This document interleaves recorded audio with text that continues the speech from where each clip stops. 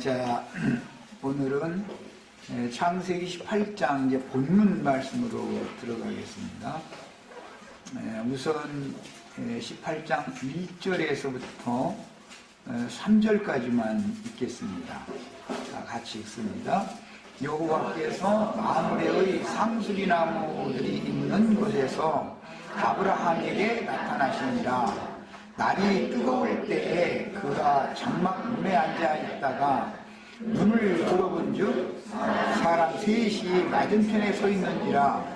그가 그들을 보자 곧 장막 문에서 달려나가 용접하며 몸을 땅에 굽혀. 우선 거기까지만, 오늘은 이제 거기까지만 보겠습니다. 다룰 그 말씀 내용들이 너무 많아서 우선 그 창세기 18장에 토를 닦는 말씀을 2주간을 했었고, 오늘 이제 본문 내용으로 들어갑니다. 여호와께서 아브라함의 장막집에 찾아오셨는데, 당시 아브라함의 장막집은 아브라함과 동맹을 맺었던 마므레라고 하는 그 가나안 지역의 맹주 족장이었던 사람의 그 거처에 얹혀 사는 형편이었다라는 것을 알 수가 있고, 그 유역은 상수리 나무들이 많이 있는 곳이었다라는 것을 알 수가 있습니다. 여기에서 이제 여호와께서 아브라함에게 기업을 주실 것을 지금 언약을 맺으셨지만, 아직 아브라함은 완전한 자기 기업이 없었기 때문에 그와 동맹을 맺은 마므레라는 사람과 그 사람의 그 영역에서 이렇게 얹혀 사는 그런 형편이다. 그 다음에 그 마므레라는 사람의 그 영역은 상수리 나무들이 많다. 우선 이걸 좀 생각을 해보려고 그래요. 창세기에 보면 이제 상수리 나무 이야기가 창세기에서부터 성경 전문에 참 많이 나옵니다.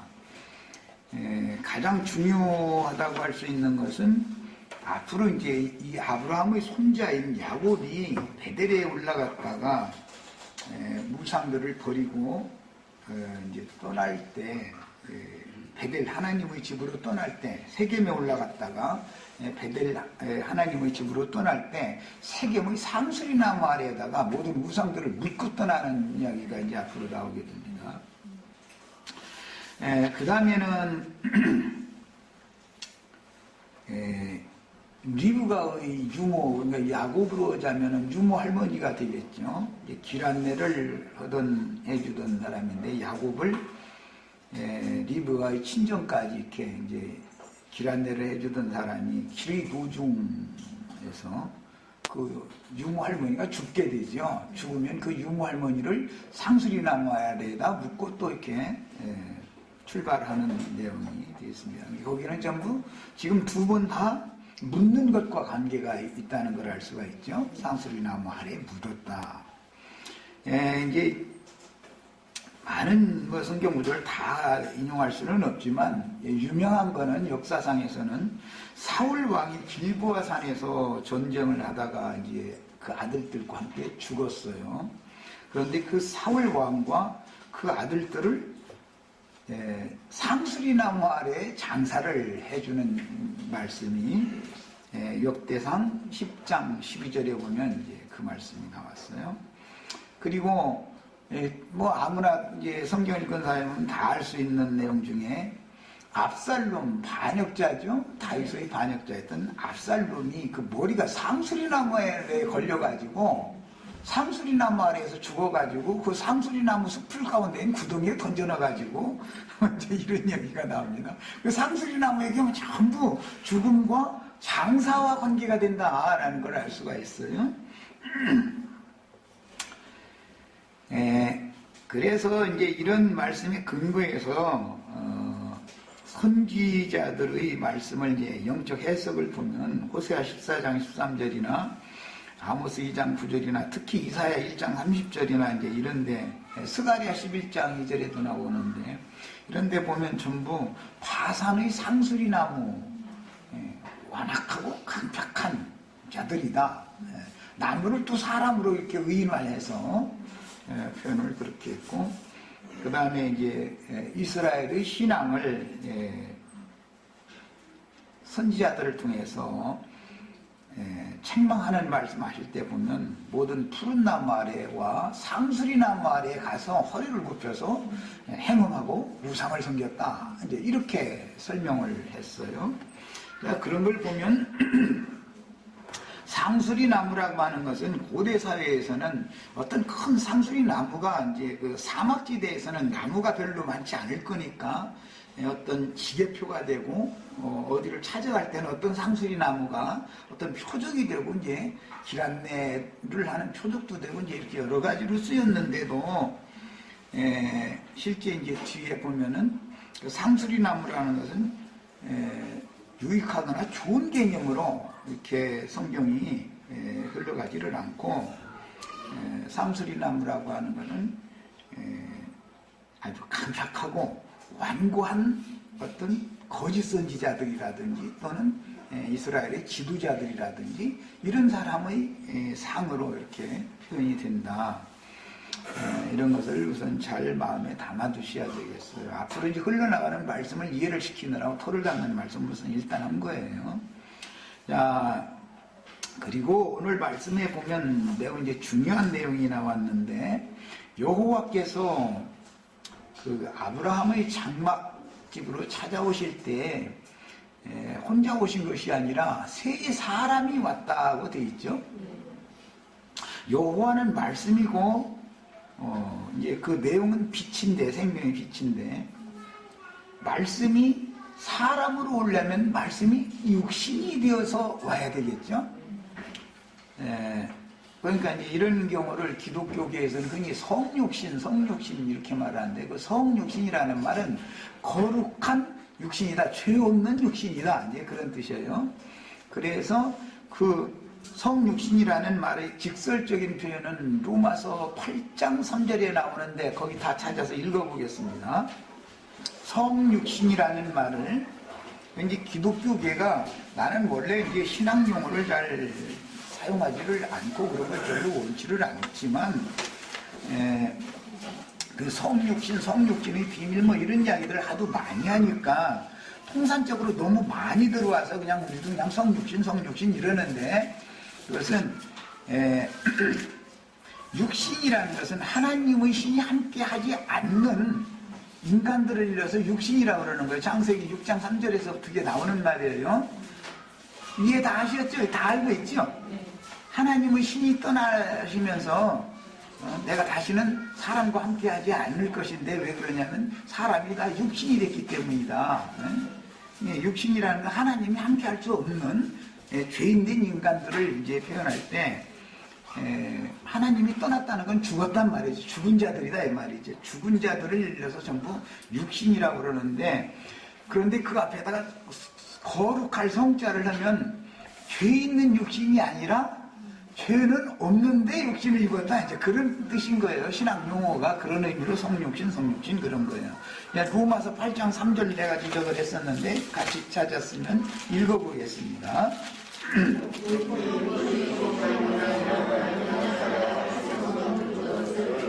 하나님은 하시나니 곧 죄로 말미암아 자기 아들을, 자 거기 이제 줄쳐놓습니다. 죄 있는 육신의 모양으로 보내요. 그러니까 예수님은 실제는 죄는 없죠. 그런데 죄가 있는 육신의 모양으로 보내셨다, 이렇게 표현을 해요. 그러니까 죄가 없는 육신은 성육신이다 이 말이에요. 죄 있는 우리 같은 죄인들의 육신은 그냥 육신이라고 그러죠. 성이라는 말을 넣지 않죠. 그런데 이제 로마교에서는 성이라는 말을 참 좋아해요. 그 영문으로 이제 ST 이제 약자로 해서 세인트라고 해서 이것은 거룩하다, 성별되었다.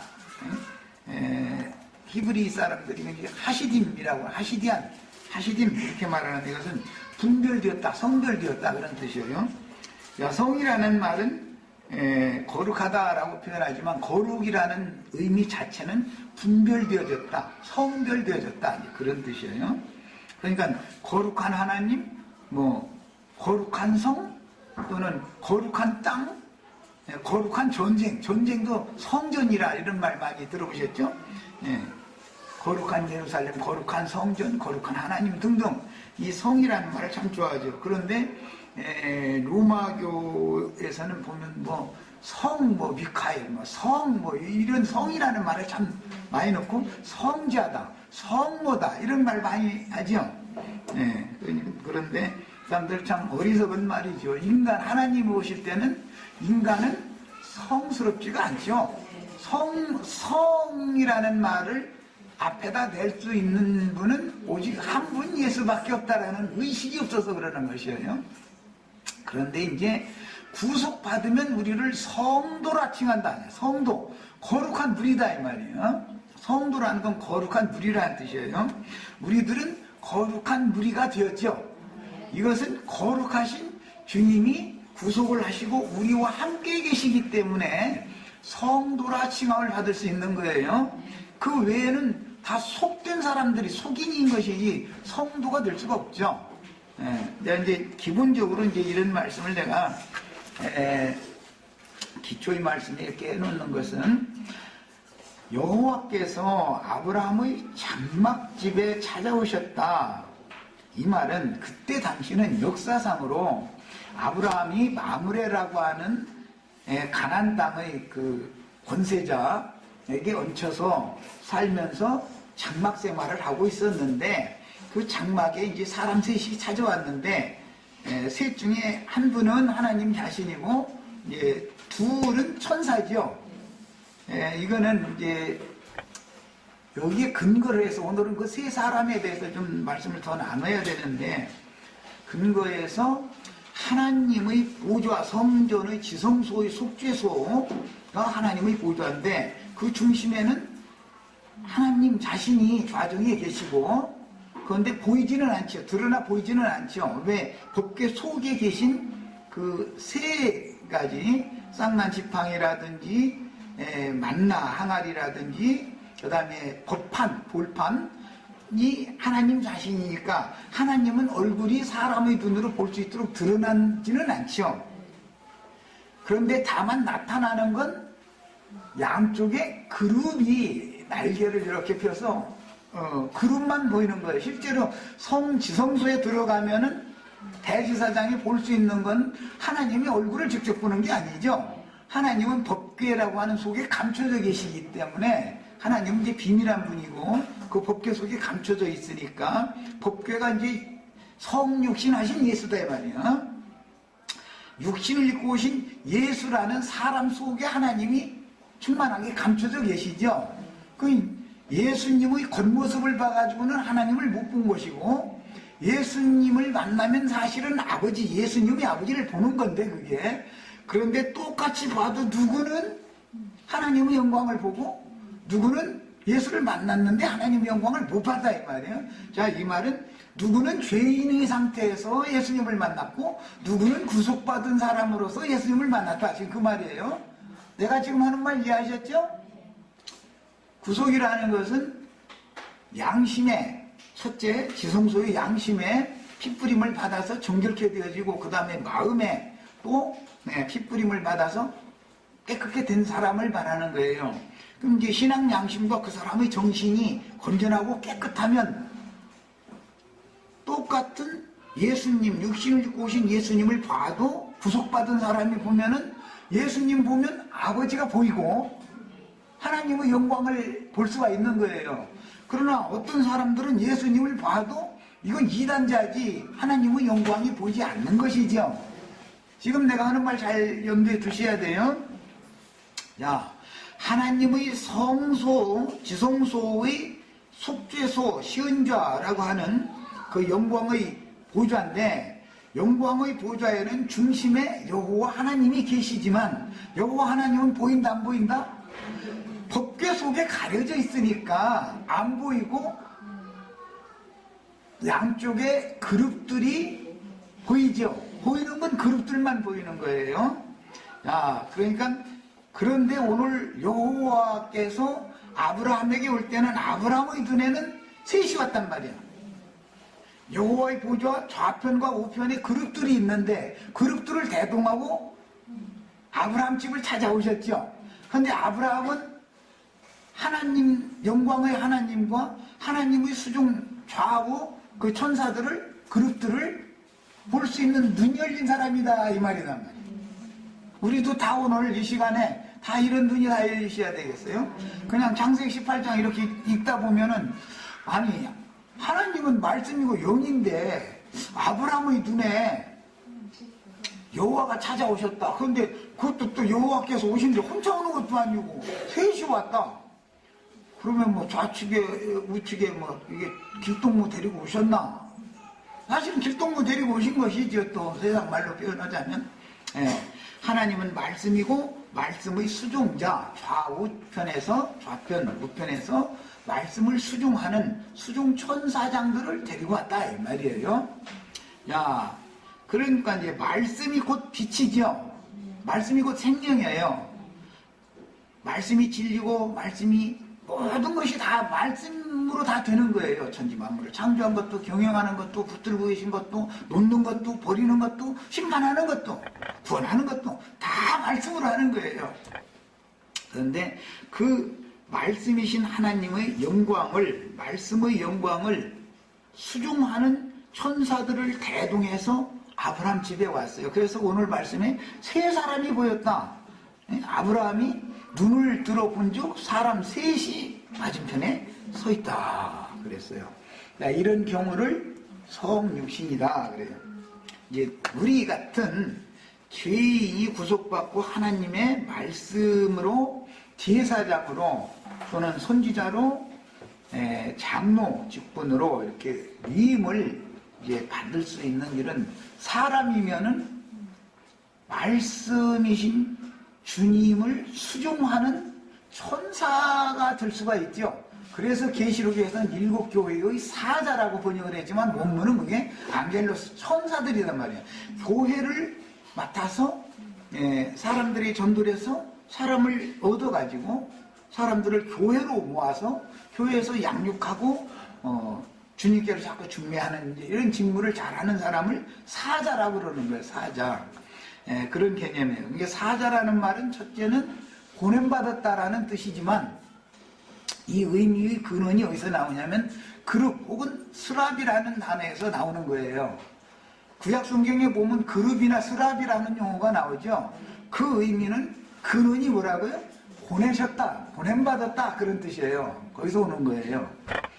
자, 빛이신 하나님이, 말씀이신 하나님이 그룹을, 수랍을 죄인된 인간 세상에 보내려면 그 빛을 가지고 와야 되겠죠. 그냥은 안 올 거 아니에요. 그냥 빛이신 하나님이 보냈으니까. 그래서 반드시 말씀을 위임받아가지고 말씀을 증거를 해줄 때 그 말씀을 듣는 사람의 내면 세계 속에는 생명의 빛이 자꾸 비춰지게 된다 이거예요. 그러면 마음에 가득하던 모든 우준함, 어리석음, 그 다음에 교만함 등등이 다, 그게 다 어둠이니까, 그 다음에 혼잡함, 막 이것이 이건지 저것이 저건지 그냥 사람이 혼동스러운 이런 상태가 정리가 되어지고 어둠이 자꾸 물러가게 되면 사람이 이제 빛의 자녀로서 그 사람 속에 빛이 충만하면 그 사람이 또 나가서 전도를 할 때 그게 빛을 다른 사람에게 자꾸 투과시켜주는 것이죠. 이것을, 이런 경우를 사자라 그래요. 그랬는데 구약 성경에는 전부 사자라고 번역을 했는데 신약 성경에 예수님이 최초로 오셔서 사도라는 말을 사용을 했어요. 예수님이 사도죠.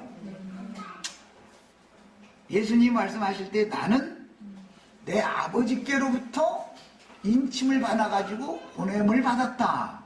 나는 내 아버지의 이름으로 왔다. 이렇게 말씀하셨죠. 그분이 다시 사도들을 얻어가지고 제자들을 얻어가지고 주님의 이름으로 또 보내죠. 이제 또 사도들이에요.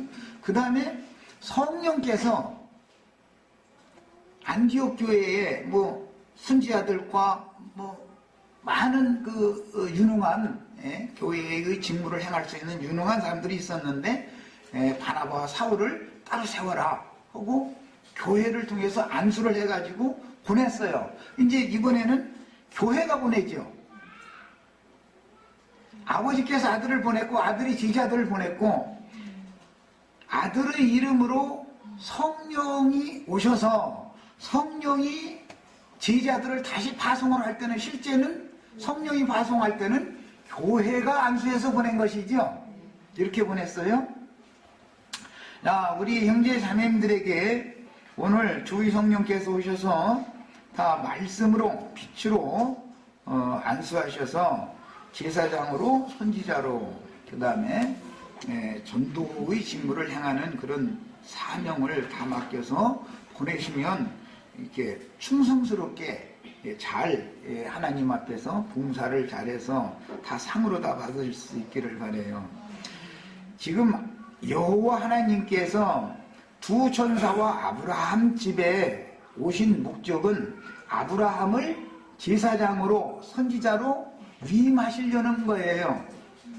이렇게 오신 목적이 있어요. 그냥 괜히 오신 게 아니에요. 아브라함 집에 오신 것은 아브라함에게 친구와 같이 여기시는 그 아브라함에게 내가 의와 공도를 행하는 네 자손들에게는 복을 줘서 내 나라의 후사로 삼아줄 것이고 기업을 주고 기업으로 상속해주고 후사를 삼아줄 것이고 불의하고 사악한 소돔섬은 내가 심판하려고 그런다 라고 내가 하고자 하는 것을 아브라함에게 내 친구 아브라함에게 속일 수 있냐. 그러니까 그 얘기를 사실 하러 온 거죠. 그러니까 하나님이 지금 아브라함 집에 오실 때는 하나님의 사자로 아브라함을 위임해서 쓰고자 해서 오셨다 이제 이 말이에요. 오늘 우리도 이런 말씀을 통해서 주님께서 보내신 사자로다 위임을 받는 시간이 되기를 바라요. 사람이 위임을 받는다라는 말은 이제 손을 채운다라는 뜻인데 이 말은 이제 계시록까지 쭉 흘러가서 계시록 13장에 보면 짐승용에게 권세를 받은 짐승에게 위임을 받은 땅의 짐승들의 거짓 증거를 받아들여서 짐승에게 바다에서 올라온 짐승에게 이제 절을 하면 이제 그 세상 주관자다 그러는데 절을 하면 이마에는 이름을 새겨주고 오른손에는 표시를 준다 이렇게 돼 있죠. 계시록 13장에 나오는 말이에요. 그 손에 하나님께서 제사장으로 위임을 하면 재물을 채워주겠죠. 하나님이 받으실 재물을 손에 오늘 우리 형제 자매님들에게 내가 말하고자 하는 의도는 형제 자매님들의 오른손에 재물이신 그리스도를 지금 채워주고자 해서 얘기를 하는 거예요. 그래야 제사장의 직분을 할 수 있잖아요. 하나님 앞에는 손에 재물을 들고 들어가야지 빈손으로 가면 죽죠. 제사장이 기독교계는 그런 그 율법 말씀 가지고 돈 가지고 저 예배당에 와야지 그냥 오면 죽는다고 이제 이렇게 설교하는데 그 말이 아니고 손에다가 돈 받아가지고 오라는 게 아니고 하나님이 유일하게 받으시는 재물은 성육신하신 그리스도다 이 말이야. 아까 내가 그래서 그 얘기를 듣는 거예요.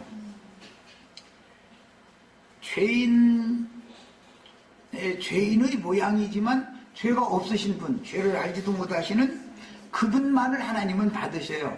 그런데 그분만 받으시려고 하면은 그분을 드릴 수 있는 사람이 있어야 되잖아. 제사장이 있어야 되잖아. 그래서 그분과 생명으로 연합되어져 있는 사람을 제사장으로 위임해서 그분을 형제 자매님들의 속이라고 하면은 실제적이지만 이제 오른손에 이제 오른손은 능력의 팔이라고 그래서 오른손에 그 제물로 드려지신 그리스도를 채워주시면 이 제물을 가지고 하나님의 신전에 들어가서 제사를 해서 하나님이 받으시는 제물을 받게 하는 거예요. 이게 제사장 직무예요. 그런데 제사장의 제사를 하나님이 받으실 때 제물을 받는다고 해서 제물만 받고 나의 제사를 받지 않으면, 나의 제사 행위를 받지 않으면 소용없는 짓이죠.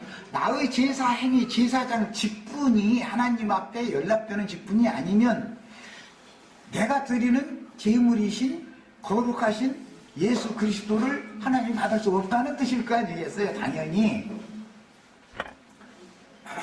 형제 자매님들의 제사가 연락이 되어져야 형제 자매님들이 손에 채워주신 그리스도를 받을 수가 있는 것이지, 형제 자매님들의 제사 행위 자체를 나는 그런 제사는 안 받는다 그러면은 제물 자체를 또 받으실 수가 없는 것이죠. 제물도 당연히. 그래서 그리스도를 제물로 드리는 제사장들이면 먼저 자신이 받으심이 돼야 된단 말이야. 자신이. 그 다음에 자신과 함께 계신 그 그리스도를 드리는 것이지, 따로 그리스도만 드리고 나는 이렇게 상관이 없고 이런 것이 아니다. 이것은 함께 드려지는 것이다. 제사장과 제물을 함께 받으시는 것이고 함께 드려져야 된다. 이 말이에요. 자, 이제 이 말을 하는 목적은 앞으로 이제 이 제사와 관련이 되고 제사장 직분과 관련이 되기 때문에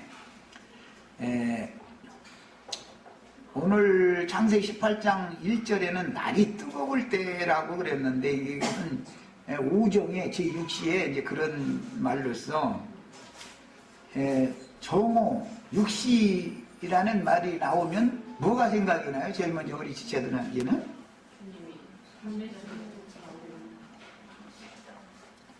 십자가에 못 박혔을 시간도 가장 밝은 시간이었죠. 그 다음에 사마리아 여자 생각 안 나요? 네. 정오 제6시에 물들어 나왔다가 물샘에서 예수님 만났죠.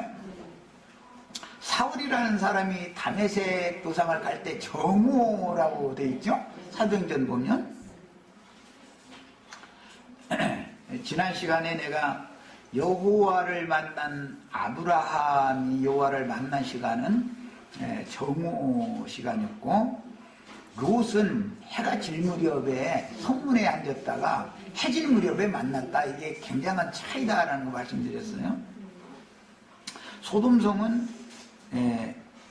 어둠이 가득한 곳이고 아브라함 집은 빛이 충만한 곳이다 라는 것을 암시한다라는 것을 알 수가 있죠. 정오에 예수님을 만난 사마리아 여자가 가장 중요하게 생각하고 궁금해서 질문한 게 뭐였죠? 어디에 가서 제사를 예배를 할 건가? 제사를 어디에 가서 할 건가? 이게 제일 궁금했죠?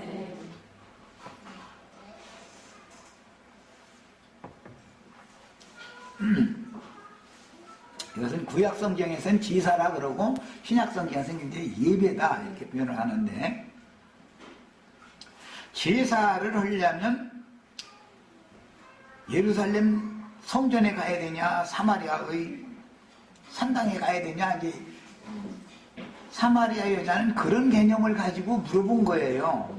왜냐하면 유대인들은 예루살렘 성전에 다 모여 율법에 다 모든 절기나 안식일에는 예루살렘 성전에 모여서 함께 12지파가 다 그곳에 모여서 제사를 하도록 규정이 되어 있었기 때문에 유대인들은 그렇게 해야 된다고 주장해요. 그러나 사마리아 산당에 모이는 사람들은, 북이스라엘 사람들은 남유다 사람들이 자기네들만 거룩한 자들이고 나머지 그 10지파 저것들은 아주 피가 섞여가지고 더러운 족속들이 거룩한 것이 아니라 속되다. 그래가지고 이제 상종을 안 하려고 그러니까 예루살렘 성전에 가서 제사를 하고 싶어도 갈 수가 없죠. 거기서 안 받아주니까 못 오게 하니까 사마리아 사람이다 이래가지고, 그래서 할 수 없이 사마리아 산당에 가서 그냥 제사를 했던 거예요. 그런데 이 여자는 사마리아 사람이었기 때문에 유다 사람이 아니니까 사마리아 산당에 가서 할 수 없이 제사를 해야만 했던 것이죠. 상황이 그래서. 그런데 그게 아무래도 궁금했던 모양이지. 그러니까 예수님한테 가장 먼저 물어보는 것이, 예수님이 선지자니까 당신은 잘 알겠다. 이렇게 보니까 당신 선지자라고 말이에요. 예. 그래서 선지자면 이런 모든 것을 내가 궁금한 것을 알지 않겠냐 싶어서 물어봤는데 어디로 가서 예배를 해야 되느냐 그걸 물어봤어요. 그랬더니 하나님은 영이시니 심령 안에서 실제로 예배를 해야 된다. 이렇게 표현을 했어요. 그 실제라는 말은 참것으로 라는 말인데 참것이라는 말은 네 심령 안에 내가 있어가지고 그 진리라는 건 예수님 자신을 사실은 염두에 두은 말이에요. 네 심령 안에서 내가 있어가지고 네 심령과 내가 연합되어져가지고 살아계신 하나님께로 나아가서 제사를 해야 되는 것이다 이 말을 해준 거예요. 그런데 이제 사마리아 여자는 어떻게 알아들었는지 거기서 뭐 표현이 없지만은 내가 이제 참선지자를 만났다고 자기 동네로 가서 뭐 불똥 집어 던졌대나 뭐 했다나 던져버리고 자기 이제 동네로 가서 전도를 한 얘기가 나와요. 야, 이제 우리들도 로마의 베드로 성당에 가는 것도 아니고 뭐 여의도 뭐 순복음교회 예배당 뭐 어디 어떤 예배당에 가는 것도 아니고 오늘 우리 형제 자매님들의 심령 안에 진리이신 그리스도와 함께 하나님 앞에 제사를 하는 거예요. 그러니까 제사하는 초소는 심령인 것이죠. 야, 각 사람 심령이에요. 야, 이렇게 들려면 예수님이 사람으로 오신 상태에서는 심령이 함께 하실 수 없죠. 그분이 다시 구속을 이루신 다음에, 즉 심령과 마음을 깨끗게 하신 다음에 그분이 영접되어져서 내 속으로 영접되어져서 내 심령에 함께 계셔야 살아계신 하나님을 섬길 수가 있게 되겠죠. 자, 그래서 이제 오늘 말씀에 보면 2절 하반부를 봅니다. 그가 그들을 보자, 세 사람을 아브라함이 보자 곧 장막문에서 달려나가서 어떻게 했다고요? 영접했다. 그래서 영접했다. 굉장히 중요한 말이에요. 영접하는 것은 믿음으로 받아들이는 걸 말하는 거예요. 예. 영접하는 자 곧 그 이름을 믿는 자들에게는 하나님의 자녀가 되는 권세가 주어진다. 이래요. 그 영접한다는 말이 여기서 나온 거예요. 요한복음 1장 17절에 그 나온 말이 우리 형제 자매님들 모두 빛으로 오신 말씀이신 하나님이 육신을 거쳐서 구속을 이루신 후에 아들의 이름으로 그 영, 성령을 아버지께서 또 보내주시면 그 성령이 오신 것은 내 속에 오실 수 있는 모든 준비가 다 되어 있는 상태죠. 나도 준비가 되어져야 되고 주님도 오실 준비가 되어져야 되고 주님은 그 영이 되셔야 되고 나는 구속받아서 신앙 양심과 마음이 깨끗하게 되어져 있어야 되고 양편이 다 준비가 되어지면 이제 주님을 내 안으로 모실 수가 있는 것이죠. 자, 이후에는 내가 사는 것이 아니라 내 안에 그리스도께서 사시는 것이다 라는 말이 이제 되는 거예요. 요한복음 14장에서 내가 처소를 예비하러 가서 처소가 예비되면 너희를 나 있는 곳으로 영접하여 나와 함께 영원히 있게 해주겠다. 자, 제자들이 주님을 영접을 먼저 하고 주님도 제자들을 자기 처소로 영접하고 상호 영접을 하게 되죠. 어른들이니까 내가 뭐 영접하고 뭐 이렇게 하나가 되어지고 이런 말을 길게 설명해도 다 알 거예요. 주와 합하여 한 영이 되어지면 그날 이후로는 한 집에서 살지요. 나의 집은 주님이 나의 집이고 주님의 집은 내 각이지요. 야, 이제 상호, 이제 둘이 사랑하면 아까 저 라디오에서 들어보니까 참 그 옳은 소리였네. 예. 처녀와 총각이 사랑하면은 데이트 하다가 이제 해 떨어졌으니까 잘 가고 이렇게 가는 게 아니라 총각은 아가씨네 집 앞에까지 데려다 준다는 거예요. 데려다 주면은 방에, 저 집에 들어가려고 이렇게 들어가다가 도로 이렇게 한번 쳐다보고 나니까는 그냥 못 들어가게 써서 또 그 남자를 따라간다네? 그럼 저만큼까지 또 간다네? 그럼 들어가던 무도고 이제 밤이 깊도록까지 만큼까지 갔다 도로집 앞에까지 갔다 이걸 몇 번 하다 보면 에이 이러지 말고 우리 합쳐서 살자 그래가지고 결혼을 하는 거라고. 아, 여기 새신랑하고 새댁이 있으니까 아마 이제 다 그렇게 많이 해봤겠지. 그러면 이게 원리가 그렇구나. 결국 그러면 에녹이 하나님과 동행했다. 이제 구약성原표현이 이렇게 됐어요. 그런데 65세 때부터 300년 동안을 동행을 했다는 거예요. 그랬는데 저기 하나님께서 그를 데려가심으로 옮기심으로 세상엔 다시 보이지도 않았다. 그러니까 아까 내가 왔다리 갔다리 하다가 주님 집으로 그냥 데려가버린 거 딱 맞죠? 결국 우리 헤라자매는 신랑 집으로 남편 집으로 간 거 아니야. 결국 이렇게 왔다리 갔다리 했다가 지금 이제 간 거 아니야. 서로 사랑하니까 안 헤어지지 말자고. 이런 건 똑같은 이치다. 주님께서도 우리와 이제 이처럼 완전한 연합을 하면 그 다음에는 또 이별을 하면 안 되죠. 즉 이혼을 하면 안 되는 것이죠. 그런데 신앙생활이라는 것은 사람들의 그 인식이 명확하지 않을 때는 내가 비록 주님과 관심이 지금 없는 상태로 오늘 하루를 지냈다. 그러니까 주님이 그냥 날 버려가지고 나에게 그냥 헤어진 상태다. 이런 의식을 갖고 있는데 그러니까 어떻게 하다 보면 내 안에 계신 것 같고 어떻게 하다 보면 밖에 나가 계신 것 같고 이런 상태는 이게 지금 완전히 한정된 상태가 아니죠. 결혼을 하면 남편이 밖에 나가서 일을 하고 있어도 나와 함께 있는 것이죠. 아내가 시장에 갔어도 나는 집에서 지금 집에 있어도 아내는 나와 함께 있는 것이죠. 이런 것이 동행이라 이 말이에요. 동행. 하나님과 사람이 동행을 하려면 이제 앞으로 이제 아브라함 얘기가 나오면 전부 이제 동행과 이제 연결이 되기 때문에 동행을 하려면 가장 중요한 것이 뭐냐? 찾아오시는 하나님. 그는 아브라함이 하나님을 먼저 찾아가는 게 아니고 하나님이 아브라함을 찾아오면 사람은 영접해야 되는 거예요. 이게 이제 기독교계에 어마어마한 오류가 있어요. 그게 뭐냐?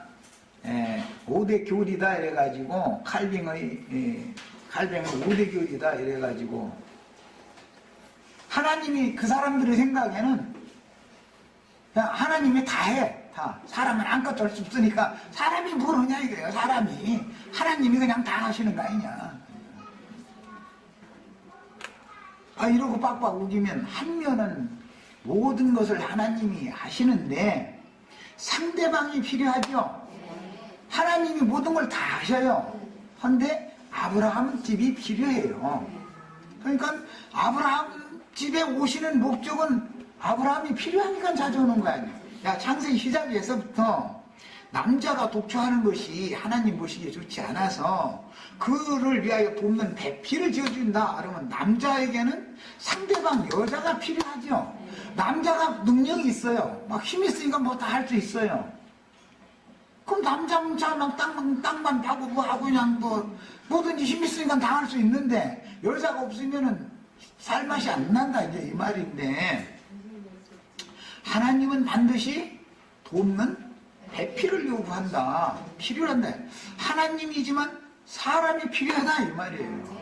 반드시 이 양면을 봐야 되는 건데 기독교계는 오늘날 기독교 칼빈 신학이라는 것은 하나님의 맞은편은 무시해버리는 것이죠. 사람을 로봇과 같다. 심지어는 이렇게까지 표현해요.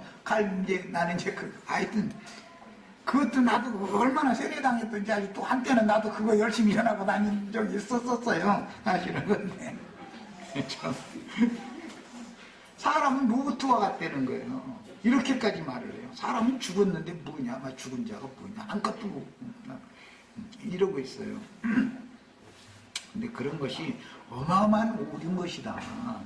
하나님의 신이 떠난 죄인들이었지만, 창세기 6장에서 떠났지만 창세기 18장에서는 그 죄인된 사람에게 찾아오신 얘기를 하고 있다. 이미 그 전에도 몇 번 말씀으로 찾아오셔서 언약도 맺으시고 만나주시고 약속도 하시고 몇 번 그랬어요. 오늘은 아주 주관적으로 찾아오신 거예요. 주관적으로. 이거는 이런 것을 아셔야 돼. 반드시 상대성이 있다, 하나님은. 그리고 하나님이 하실 이 사람을 찾아올 때는 그분의 어떤 계획과 그분의 어떤 목적이 갖춰져 있는 것이다. 그분의 목적을 사람에게 그분이 말씀해 주시지 않는 한은 사람은 절대 모르죠. 소돔성을 지금 심판하려고 작정을 하셨는지, 그냥 놔두려고 그런 건지, 나에게 아들을 주려고 작정하셨는지, 나 이 상태로 그냥 늙어 죽게 하려고 그러는 건지 말씀하시지 않으면 모르죠. 그래서 하나님이 사람에게 찾아오시는 것은 반드시 말씀으로 오게 마련이다. 하나님의 말씀은 그럼 아무나 듣느냐? 구속받은 사람이 듣는데, 구속받은 사람을 통해서 그분의 일을 하시는 것이다. 이게 지금부터 이제 흔히 말하는 신학의 기초가 여기에 다 있어요. 오늘 우리 형제 자매님들 혹시 주님을 빛이신 말씀이신 하나님을 영접하신 사실이 없으면 예수를 믿는다라는 말이 뭔가, 말씀이 육신이 되셔서 구속을 위하여 이 사람의 양심과 그 정신을 건전하고 깨끗하게 하기 위하여 사람으로 오셔서 대속제물로 드려주신 다음에 아들의 이름으로 성령을 또 보내셨을 때 그 성령을 받으면 나와 한 영이 되는 것이죠. 이제 이후로는 나는 주님과 늘 내가 이 생에 살을 때만 동행하는 게 아니고 영원토록 동행하는 거예요. 그것을 부라고 그래요. 그런 상태를 이렇게 되는 거예요. 그러니까 이제 오늘 찾아오신 여호와 하나님 혼자 오시는 것이 아니라 반드시 수종 천사들과 좌우의 그룹 또는 스랍이라고 하는데 좌우의 수종 천사장들과 함께 오신다. 그 다음에 사람은 여호와의 얼굴을 직접 볼 수는 없다. 왜? 뱃속에 계시는 것이고 실제 나타난 상태는 그룹이 속죄소 양편에 그룹만 나타나 있기 때문에 하나님의 보내신 말씀을 맡아서 보냄받은 그 두 증인들을 통해서 하나님을 보는 것이다 말이에요. 자, 그런 방식으로 오시면 사람은 영접을 해야 돼요.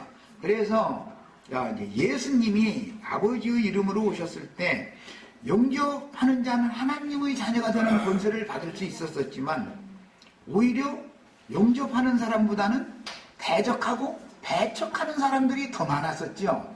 그러면 예수님 때만 그러냐? 예수님이 사도들을 또 보냈어요.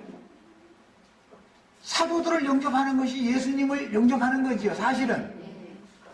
이렇게 말하면 이제 이단으로 들어가는 거냐, 여기부터는. 예수님을 영접한다 그러면 예수를 믿는다, 이렇게 말하면 이단이라고 않죠. 그러나 주께서 보내신 증인들을 영접하는 것은 주님 자신을 영접하는 것이다. 그들을 통해서 살아계신 하나님을 봐야 된다. 이렇게까지 얘기하면 이제 이건 완전히 이단이 되는 거예요, 이제. 뭔 말인지 아시겠어요? 하나님은 말씀이시고 빛이신데 사람들이 왜 우준하고 왜 어리석고 왜 교만해요? 어둠에 잡혀있기 때문에 그래요. 죽음의 권세자가 사람의 영혼을 사로잡고 놔두지 않기 때문에 그런 거예요. 여기에서 풀어서 해방, 자유자가 되게 해주려면 뭐가 와야 돼요? 빛이 와야 되는 거예요. 빛이 사람 속에. 빛을 사람 속에 투과시켜주려면 성경으로 기록한 진리의 말씀을 깨닫게 해줘야 되는 것이다, 이 말이에요. 말씀을. 그런데 시간이 됐어요? 그런데 사람들이 말씀은 말씀이고 말씀을 맡은 종 선지자들은 그건 사람이고 이렇게 자꾸 하나님도 아버지 하나님 따로 아들 하나님 따로 성령 하나님 따로인 것처럼 자꾸 이렇게 나누기 때문에 왜 나누는가? 연합의 이치를 모르기 때문에 그런 거다. 영이라는 건 영적 연합이라는 것은 하나님은 영이니까 영적으로 연합되어야 되는 건데 하나님이 찾아오시는 사람은 영접해야 된다라고 하는 원리를 모르기 때문에 그렇다 이거예요. 우선은 저 시간 여기까지 하겠습니다.